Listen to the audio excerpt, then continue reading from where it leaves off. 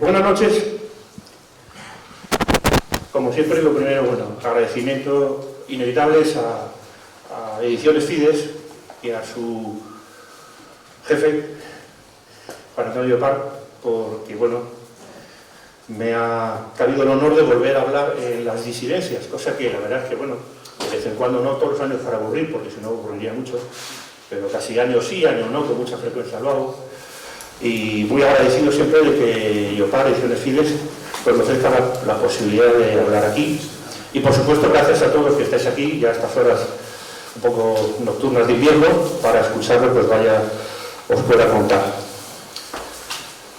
Tengo que decir de verdad, y no es por falsa modestia, es que es en serio, y además de toda la vida se lo he dicho siempre que hablamos, me manda un correo, le contesto a José Luis Jerez, yo le hago mi camarada, mi amigo y mi maestro. ¿Por qué? Que es así. Yo lo conocí en Falange Española de la Jonsa, ya por el año 70 y finales de los 70, por ahí. Y desde entonces, hemos tenido contacto, hemos colaborado en muchas cosas. Mi camarada, mi amigo y mi maestro. Y tener que perder en la plaza después de él se me hace difícil, pero voy a intentar hacerlo. Yo, como siempre, voy a hablar de cuestiones un poco más históricas, aunque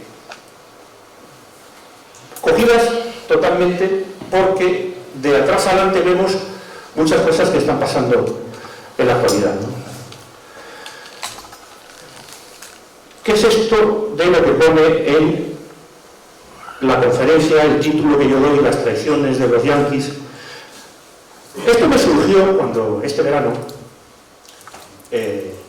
Afganistán, pues no sé si cayó o fue liberado, no lo sé, pero el caso es que los norteamericanos salieron por patas de allí una vez más, abandonando a mucha gente a la que habían animado a estar allí, a pelear, a combatir, y los dejaron tirados. Entonces, ¿qué es lo que me llamó la atención? Me hizo realmente gracia. Yo soy, me gusta mucho leer la prensa y sobre todo a los articulistas, además de todo el espectro. Y era muy gracioso desde El País, el plural de izquierdas, el público, el ABC, La Razón, El Mundo, Libertad Digital. Había un montón de columnistas, también el trasfondo de los artículos que mandaban los que tenían corresponsales allí a pie de batalla en el aeropuerto de Kabul o donde fuese. Era la consternación con la que todos los globalistas, yancófilos del mundo y tal, están diciendo, ¿cómo se puede hacer esto? ¿Cómo es posible que hayamos abandonado a esta gente después de 20 años prometiéndoles que se les iba a llevar la libertad, la modernidad, la occidentalización? Todo eso es tan bonito que venden siempre el mundialismo, las democracias autocomplacientes occidentales. Y había como una consternación en los medios de comunicación de izquierdas o de derechas. ¿Cómo es posible? El descrédito de Occidente. Estados Unidos, ¿cómo puede hacer esto? Esto repercute negativamente para la credibilidad de Occidente como defensor de la libertad. ¿Quién va a confiar en Occidente? Ahora, otra vez más, esto era todos los días, un día y otro, y así durante semanas. Es más, cuando la cosa se iba poniendo cada vez peor, cuando cae Kabul, el aeropuerto, las escenas dramáticas, ¿cómo hemos llegado a esto? ¿Quién va a confiar una vez más en que nosotros podemos defender en un mundo de barbarie los derechos humanos, las libertades públicas y privadas y toda esa parafernalia de rollos masónicos que le gusta tanto decir a los que mandan en el mundo? Esa consternación a mí me hizo gracia porque digo, pero si es que Estados Unidos, desde que se fundó prácticamente hasta ahora, no ha hecho otra cosa más que abandonar y traicionar a aliados, protegidos, lacayos de distinto tipo. Entonces propuse este tema a Llopart y me dijo, sí, vamos a hablar de él. Con lo cual es un pequeño repaso histórico, ¿vale? Pero que está muy traído por el asunto de lo que pasa en Afganistán. Y que nadie dude que, naturalmente, si vuelve a haber una ocasión en la que Estados Unidos puede volver a hacerlo, lo volverá a hacer. Y algunos volverán a decir, ¿cómo es posible que Estados Unidos traicione a un aliado? No. Qué raro que Estados Unidos no traicione a un aliado. Esto que he puesto aquí, ¿vale? Volveré sobre ello un poquito más adelante, ¿vale? Pero es una frase pronunciada en el Congreso de los Estados Unidos, en la Cámara de Representantes, o en el Senado, ahora da igual, en el Congreso, que son las dos cámaras, por un muy joven y prometedor político en aquel momento, en el año, creo recordar, 1949, que era: la responsabilidad del fracaso de nuestra política exterior en el lejano oriente reside en la Casa Blanca y en el Departamento de Estado. Lo que nuestros jóvenes habían salvado durante la Segunda Guerra Mundial, nuestros diplomáticos y nuestro presidente lo han echado a perder. Bien, esta frase la dijo en el Congreso cuando estaba ahí destacando todavía John Fitzgerald Kennedy. Pero tiene su gracia, porque él estaba criticando a un gobierno de su propio partido. Como sabéis, Kennedy y toda su familia siempre estuvieron en la órbita y fueron candidatos del Partido Demócrata. El presidente de Estados Unidos, la administración de Estados Unidos que entregó China a Mao, era del Partido Demócrata. Cuando cayó China, en Estados Unidos hubo un debate brutal. ¿Qué pasa? Que la historia pasa y cuando hay cosas que conviene olvidar, luego no se hablan. Se habló muchísimo. Si vosotros tenéis la curiosidad de buscar en Internet la pérdida de China, o directamente en inglés, The Loss of China, veréis la cantidad de polémica que hubo, enfrentamientos políticos por la pérdida de China. En Estados Unidos había una cantidad enorme de opinión pública, periodistas y políticos de los dos partidos, republicano y demócrata, que estaban convencidos de que China no había caído por la fuerza y la destreza de los comunistas de Mao, había sido abandonada totalmente por los Estados Unidos. Y fijaros lo que es China. Justo después de que acabar la Segunda Guerra Mundial, la Unión Soviética se hubiese convertido en la potencia comunista más grande de la historia, gracias también a que los Estados Unidos traicionaron a media Europa entregándose a Stalin. Al poco cae China y de repente toda Eurasia se convierte en comunista. Esto en su momento sacudió conciencias. Hoy en día se olvida. Bien, saco unas notas que tengo aquí para no perderme y voy leyendo un poquito y añadiendo cosas, ¿vale? Porque si no, me pasa mucho que divago. Y los que me habéis oído lo sabéis, y mi mujer más que nunca siempre me dice que luego divago. ¿Divago? ¿Trivago? Bueno, pues os decía que la lista, abundando lo que dije, de países abandonados / traicionados por los Estados Unidos desde su nacimiento como potencia mundial a principios del siglo XX hasta nuestros días es muy larga. Dudo mucho, estoy convencido, que es muy difícil que sea de otra forma, que en la historia, antes que los Estados Unidos, ningún país con vocación y poderío imperial haya traicionado tanto a sus aliados / protegidos como lo ha hecho esta moderna nación que nació con vocación de faro para la humanidad. Aquí entramos con esta diapositiva. Woodrow Wilson, que fue el presidente, como sabéis, conocido porque fue el presidente de la Primera Guerra Mundial, el gran impulsor del internacionalismo norteamericano, alumbró la ideología intervencionista yanqui que con un receso breve sería retomada por Franklin D. Roosevelt, la que tenemos debajo, y llegaría hasta hoy, con algún que otro pequeño receso, pero casi anecdótico.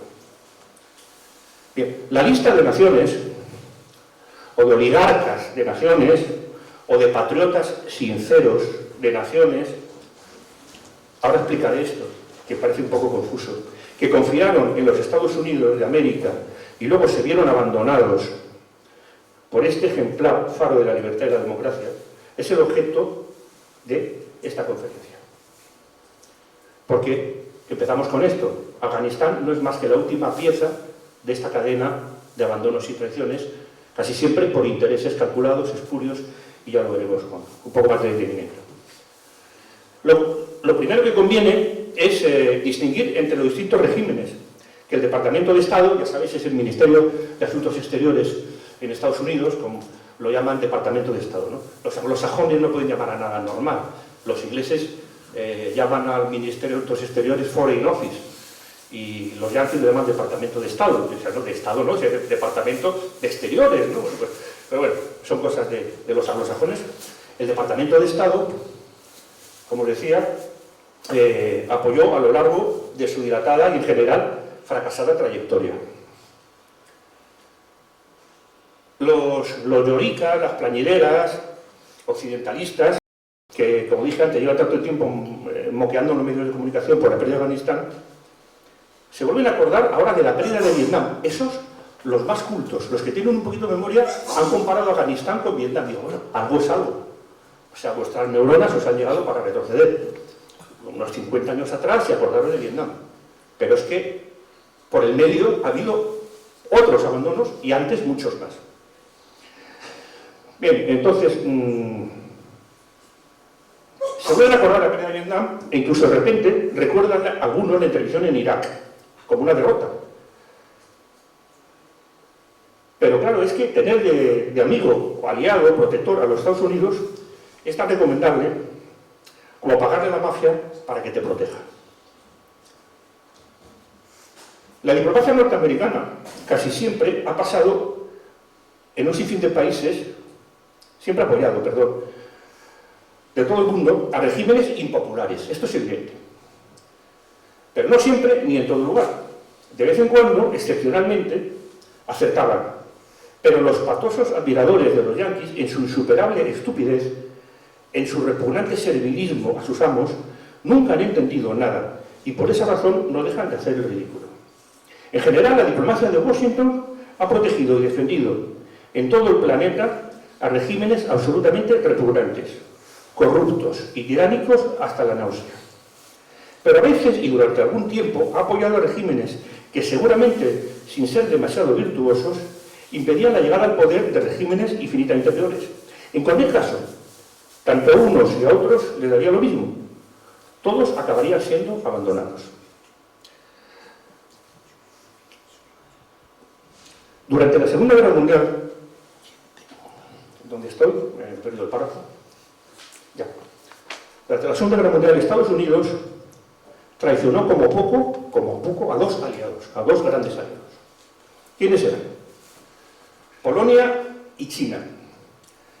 Precisamente en ese momento fueron dos naciones que se habían ganado el apoyo de los aliados angloamericanos con su sacrificio en los campos de batalla.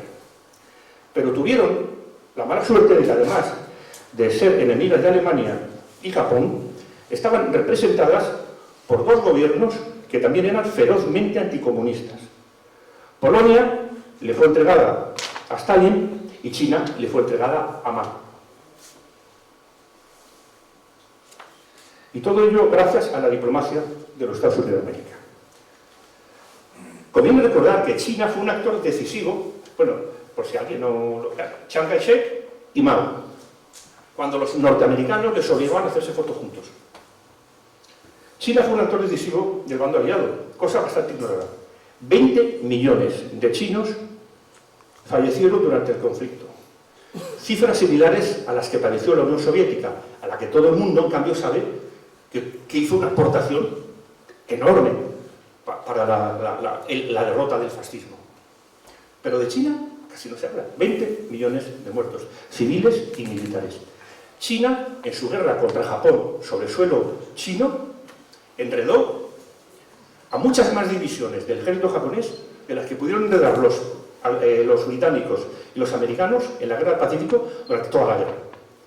De manera que, si los chinos no hubiesen estado peleando bravamente en su territorio, en una guerra muy cruel contra Japón, durante esos años, muy posiblemente hubiese habido tantos efectivos japoneses disponibles para luchar luego contra los anglosajones en la India. Por ejemplo, los japoneses entraron en la India. No pudieron llegar a progresar más porque precisamente los chinos desde el norte ayudaron al esfuerzo bélico británico. Pero todos sabemos que en la Segunda Guerra Mundial Japón llegó a entrar en la India. Las famosas batallas de Impal, Kohima. A Japón le faltaron efectivos. Tenía medio ejército largo peleando en China contra los chinos. Bien. Polonia. Polonia, de todas las naciones del este, cuando estalló la guerra, fue la única que se posicionó contra Alemania. Todas las demás naciones del este eran pro-alemanas. De manera que un país ejemplarmente pro-aliado en el este de Europa fue Polonia, ningún otro. Así le pagaron. 6 millones de polacos perdieron la vida en la contienda y su aportación al esfuerzo bélico de los aliados occidentales durante toda la guerra, llegando a alcanzar una fuerza de más de 250.000 hombres en su momento álgido, supone la más importante cuantitativa y cualitativamente, solo por detrás de Gran Bretaña con su imperio y de los Estados Unidos, y dejando de lado a China, que peleaba en el escenario del Pacífico y de Oriente Lejano. Bueno, si alguno tiene interés para profundizar en el tema, por ejemplo, de Polonia, tengo escrito un libro sobre cómo Churchill y Roosevelt traicionaron a Polonia y se la tiraron a Stalin. Y está por ahí. Seguro que yo le animo y lo compra y yo estaré encantado de dedicárselo.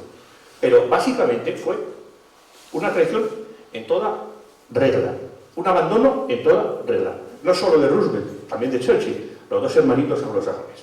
Ahora, que los polacos se equivocaron, que los polacos hicieron muchas estupideces durante la Segunda Guerra Mundial, a mí me parece evidente, porque cuando todos los países del este de Europa son aliados de Alemania y tú te empeñas en creer que Francia y Gran Bretaña te van a ayudar, pues puede ser muy valiente, puede ser muy heroico y puede ser muy estúpido. Pero bueno, así se lo pagaron. Ahí tenemos al general Władysław Sikorski, que fue el presidente de Polonia en el exilio, en el gobierno de Londres, que no tuvo más remedio, obligado por sus aliados, y de hecho al final jefes anglosajones, que tener que convertirse en aliado de Stalin, que había invadido la mitad de Polonia por el lado oriental casi a la vez que los alemanes. Pero Stalin era aliado. Al final Polonia fue entregada a Stalin. Nada nuevo. Paso ahora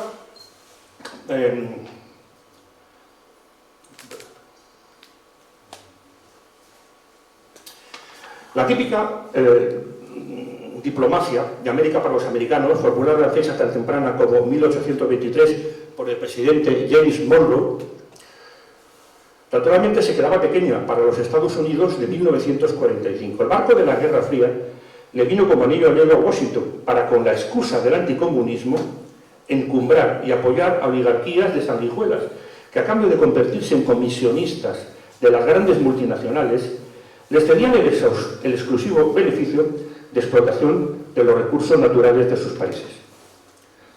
La lista de sátrapas corruptos al servicio de las compañías frutícolas, mineras y petroleras norteamericanas, que fueron encumbradas al poder y sostenidos en él desde comienzos del siglo XX, fundando en algunos casos dinastías siniestras, como la de los Somoza en Nicaragua, es larga. Esto no quiere decir que Daniel Ortega sea mejor, ojo, antes que nadie lo piense, pero el apoyo a estos regímenes impopulares y antipatrióticos cobró aún mayor fuerza durante la Guerra Fría.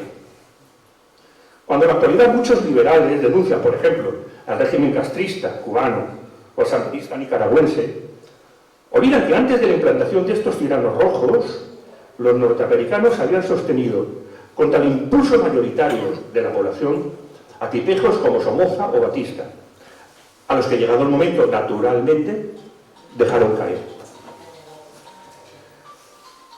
La lista de dictadores a sueldo de las grandes compañías norteamericanas en Sudamérica para evitar gobiernos díscolos es larga. Aquí, por ejemplo, hago un pequeño receso. Y no es conspiranoia ni política ficción, está documentadísimo. Prácticamente toda Centroamérica, y no solo Centroamérica, pero prácticamente toda Centroamérica, se había convertido en una inmensa finca de las grandes compañías de alimentación, sobre todo frutícolas norteamericanas, pero que eran compañías gigantescas, casi como la compañía de las Indias Orientales en su día que tenían los británicos, que hasta tenían su ejército, contrataban sus propios mercenarios, sobornaban a las élites. ¿Pero qué ocurría en estos países? En estos países, pues, tenían economías de subsistencia, países agrícolas. Si la inmensa mayoría de las tierras estaban en manos de estas compañías, los campesinos no podían sembrar lo que les interesaba a ellos. Tenían que sembrar lo que decía la chiquita Abraham o la Dole Food, que son los antecesores de la United Fruit, pero que son lo mismo, que han cambiado de nombre.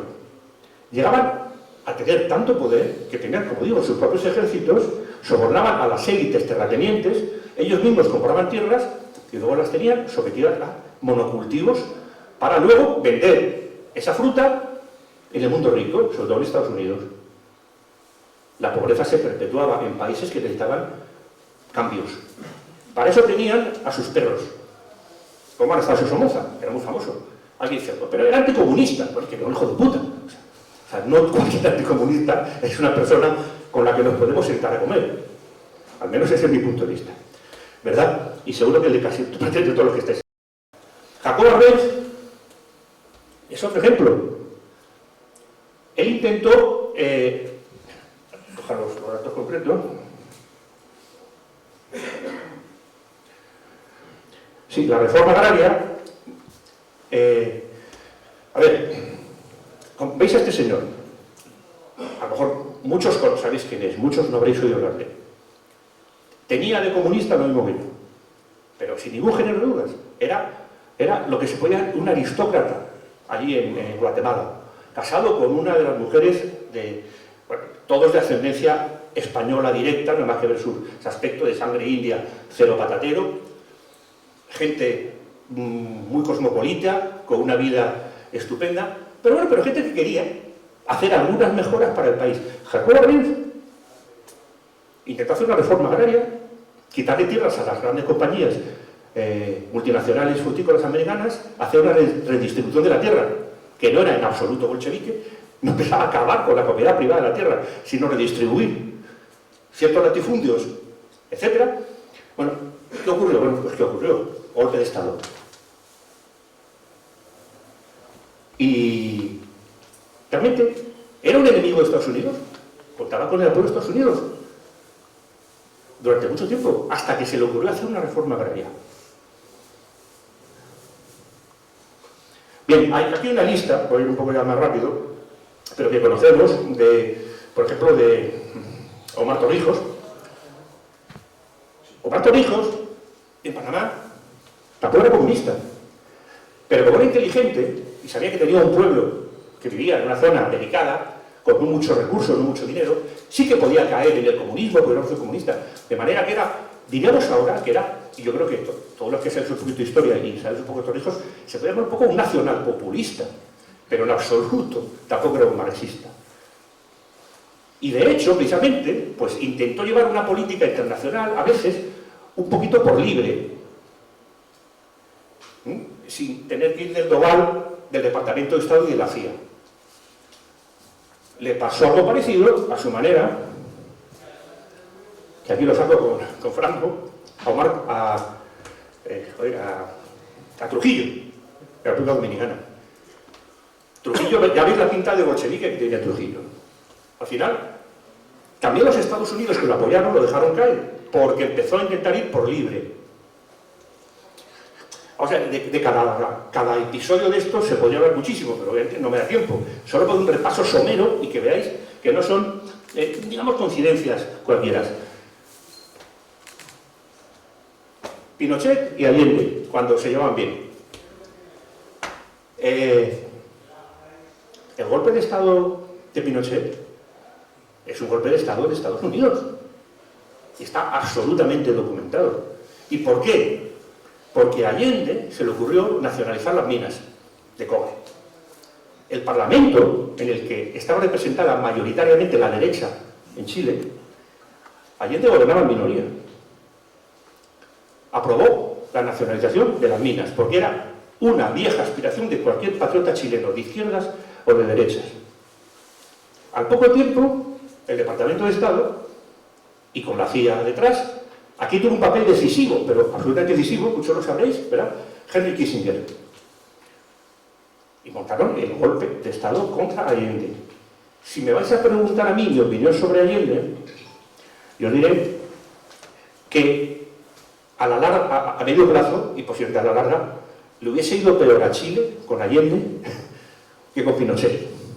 Porque Allende era un bolchevique, iba en la trayectoria de convertir a Chile en una república socialista de corte soviético. Hubiese sido un desastre para Chile. Pero ahora que Estados Unidos intervino ahí y que luego, poco después, estuvo muy a punto de dejar caer a Pinochet cuando fue detenido, y ahí los chilenos, incluso algunos no muy de izquierdas, todavía tiraron de orgullo y dijeron, a ver, en el extranjero no se juzga a un político nuestro. Bien, este panorama hispanoamericano en la Guerra Fría se expandió por Oriente Medio. Una vez más, los norteamericanos, en lo general, porque es que les suele ocurrir, se alinearon con los sátrapas más corruptos y odiados, ya fuesen reyezuelos opulentos o presidentes purulentos.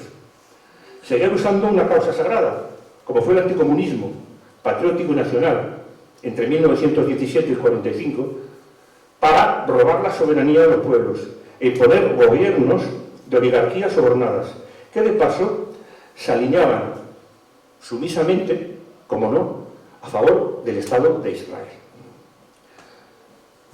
Este caso, que es absolutamente emblemático, es el de Mohamed Mossadegh. Es uno de los grandes héroes de las causas de la liberación nacional, de la soberanía nacional de los pueblos. Otro personaje que desde luego no era marxista, no es que no fuese comunista, es que no era ni marxista.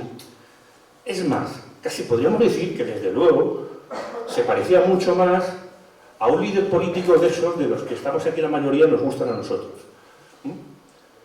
Una persona que quería que su pueblo fuese soberano, libre de injerencias extranjeras, fuerte, etc.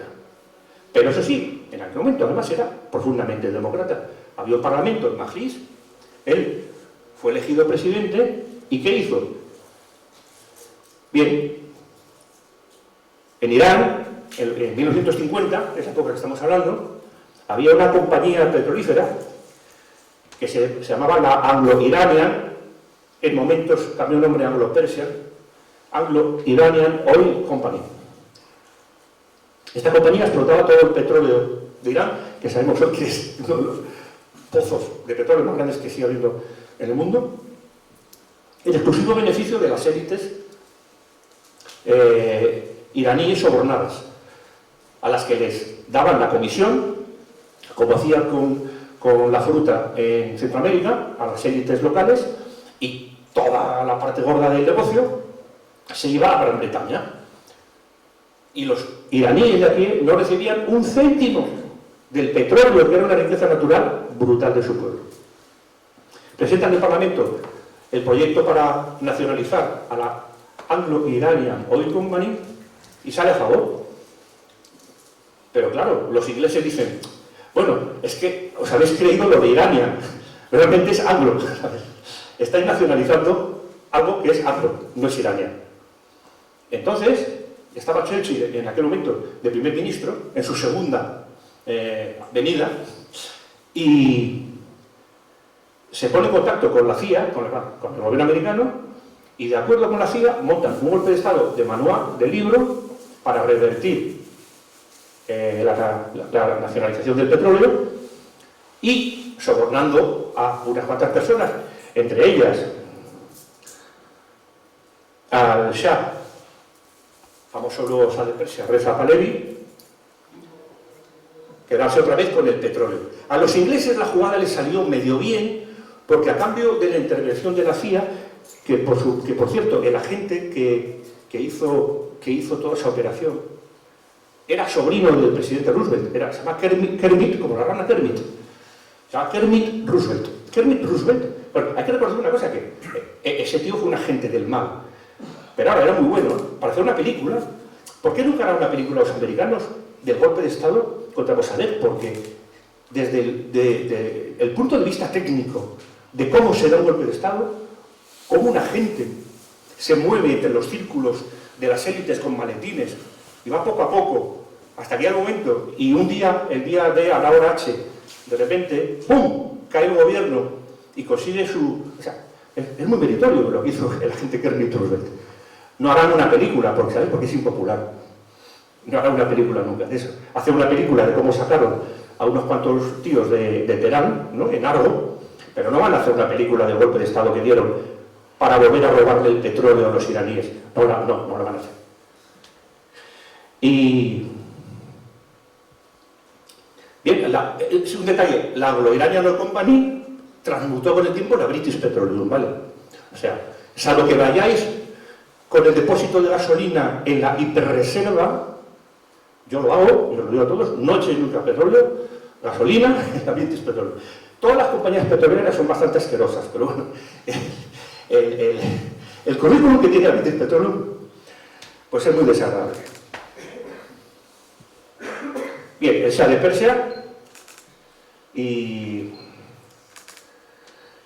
seguimos. ¿Está por ahí? ¿Cómo voy? ¿No? Porque aquí estaba yo por ahí y siempre me hace gestos. Sí.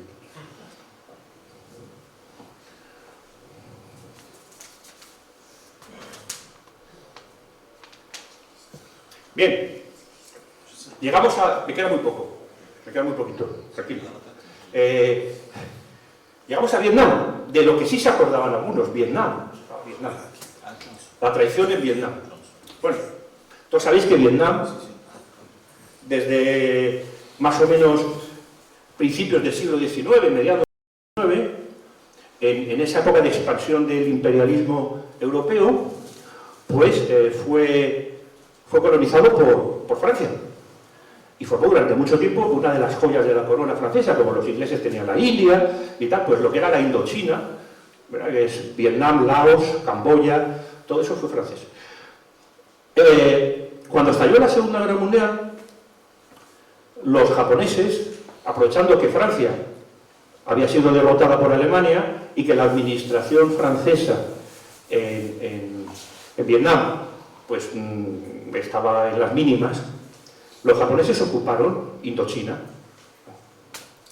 Bueno, pues durante la Segunda Guerra Mundial, cuando la guerra estaba ya prácticamente ganada, estaba en los de 1900, finales 44, principios del 45, Alemania ya había sido derrotada, solo quedaba derrotar a Japón, que luchaba sola, ya solo contra toda la humanidad.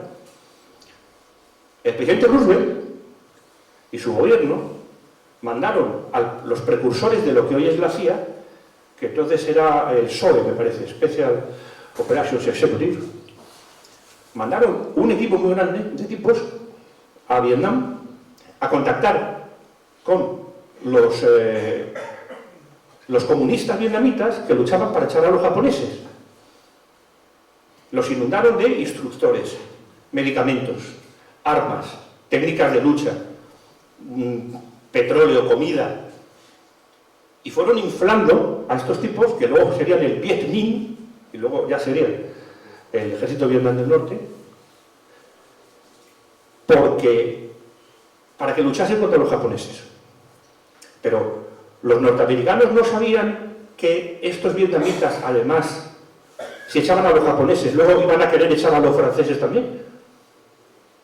Pues algunos lo sabían, pero a otros les daba igual. Y sobre todo en las altas esferas del gobierno de Roosevelt, que estaba absolutamente copada por espías de la Unión Soviética. Pero totalmente copada. Los archivos desclasificados de Becoma, que si miráis en internet lo podéis ver, y no es conspiración rara, está ahí, la cantidad de agentes infiltrados comunistas que tenían altísimos cargos en la administración de Roosevelt. Y en Oriente Medio participaron activamente en decirle a Mao, decirle a Chiang Kai-shek que negociase con Mao, y en apoyar a los comunistas de Vietnam contra los franceses. Cuando Japón es derrotado, ¿qué hacen estos comunistas? Luchar contra los franceses. Y empieza la Segunda Guerra de Indochina, en la que de repente los norteamericanos acaban apoyando a los franceses. Dicen, ¿pero sois idiotas o qué? O sea, ¿Os parece bien que echen a los franceses?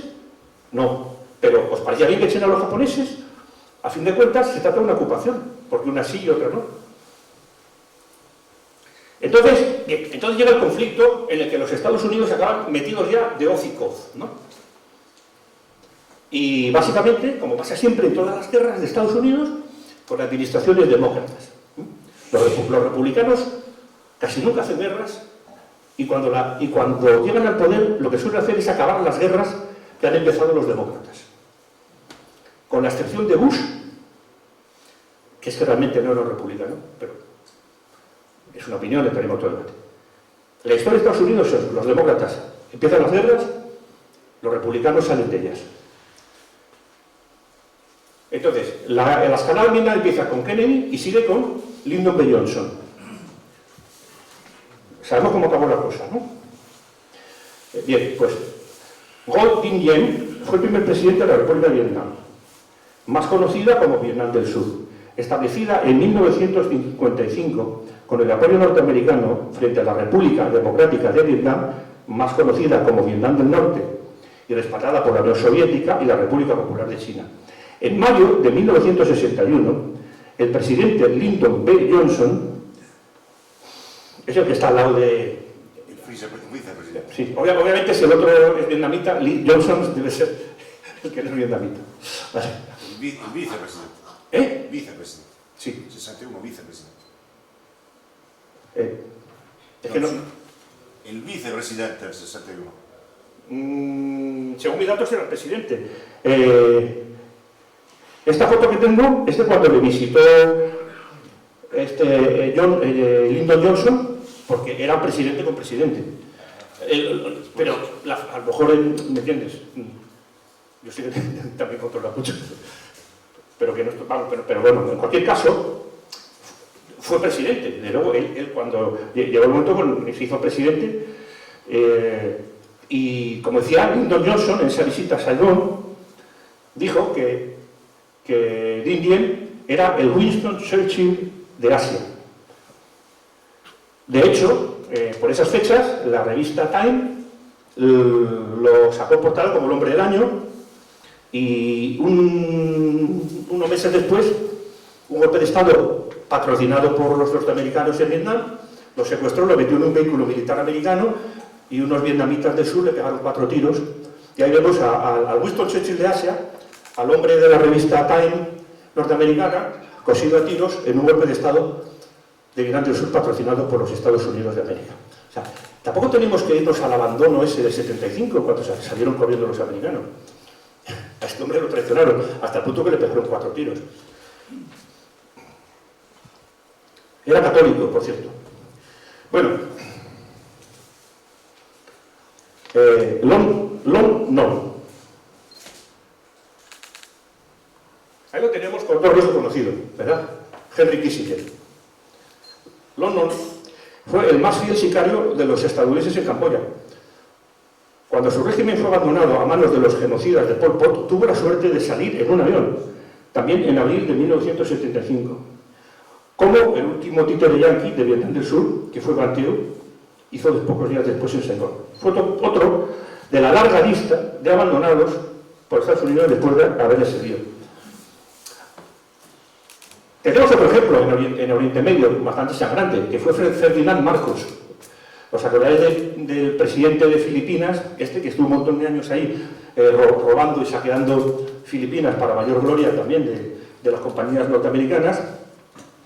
Y durante más de 20 años, y uno de los políticos más ladrones de la historia, siempre en la nómina del Departamento de Estado. Cuando en febrero de 1986 las protestas en las calles se hicieron insostenibles, los yanquis lo dejaron caer. No obstante, casi un minuto antes de que fuese linchado por las masas que asaltaban el Palacio Presidencial, consiguió huir con su mujer. Y con él una salvaje fortuna, desperdigada y puesta a buen recaudo por medio mundo que él, con permiso de sus amos, había robado al pueblo filipino. Está la famosa anécdota de los 3.000 pares de zapatos que tenía su mujer, Imelda Marcos, en el Palacio Presidencial, en un país en el que la gente no tenía ni para comer.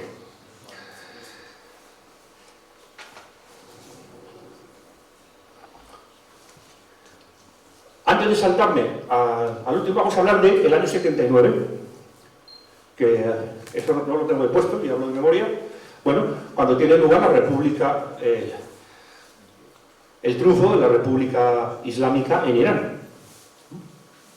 En ese momento, el régimen de ese fiel hombre de Estados Unidos que había colaborado en el golpe de Estado contra Mossadegh, el Shah de Persia, se encuentra con que las calles hierven porque la gente está harta de ser lacayos de estos tíos que siguen robándoles el petróleo, entre otras cosas. Pero además, había muchas más cosas. La gente está harta de ser lacayos de Occidente. Todos estos paniaguados que escriben en los medios dicen, ¿cómo abandonamos los occidentales a esta gente? Es que puede haber muchos casos en que están deseando que los abandones también, ¿eh? A lo mejor tú no los abandonas porque los quieres exprimir, pero ellos quieren que te vayas. Porque a lo mejor están hartos de tener que vestir como occidentales, de comer como occidentales, de pensar como occidentales, de beber como occidentales. La revolución islámica en Irán conmocionó al mundo, pero los propios americanos, resulta que la gente no quería ser.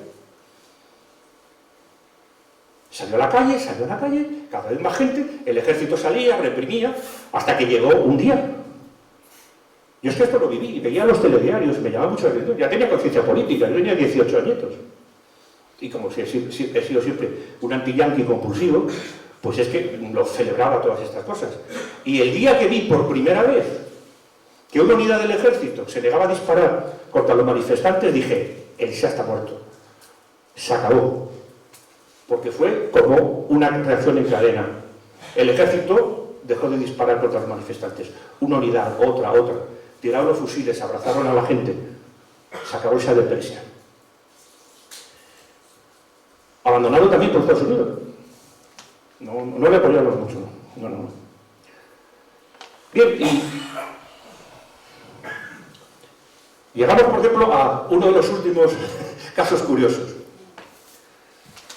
Esperad, porque veréis, desde 1980 hasta 1988 tuvo lugar la guerra entre Irak e Irán. Un nacionalista árabe, basista, antisionista, como Saddam Hussein, agredió a la recién nacida República Islámica de Irán, que apenas contaba con 2 años de existencia. Pero en tan poco tiempo se había convertido en el gran enemigo de los Estados Unidos. Como dije, no en vano había hecho caer al Shah, el primer aliado geoestratégico de Washington en la zona, después de Israel, y unos meses antes del ataque iraquí había saltado la embajada norteamericana en Teherán tomando 52 rehenes. Demasiadas humillaciones en muy poco tiempo para los arrogantes dirigentes del imperio occidental. Saddam, el nacionalista, el basista, el antisionista, atacó a Irán con el apoyo diplomático militar de los Estados Unidos. Y cuando pensó, porque así se insinuaron fuentes diplomáticas norteamericanas, la embajadora de Estados Unidos en Irak, cuyo nombre era April Gillespie.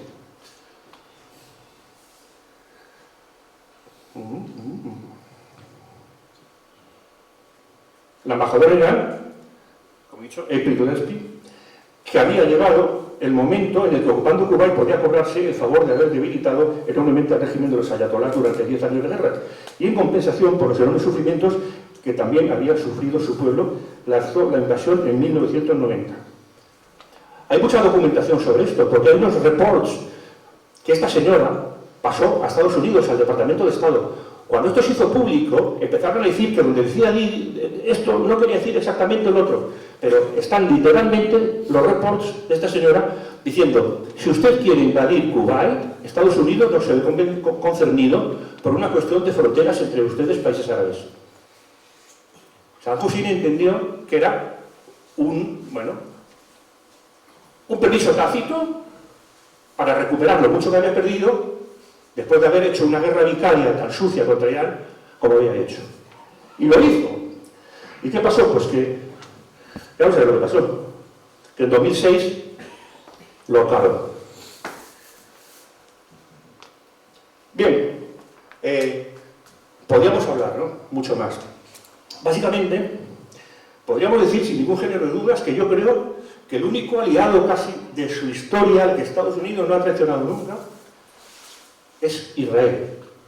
Pero hay una trampa, es que Israel no es el aliado de Estados Unidos, es el que manda en Estados Unidos. Muchas gracias, hasta aquí llego. Gracias, hasta luego.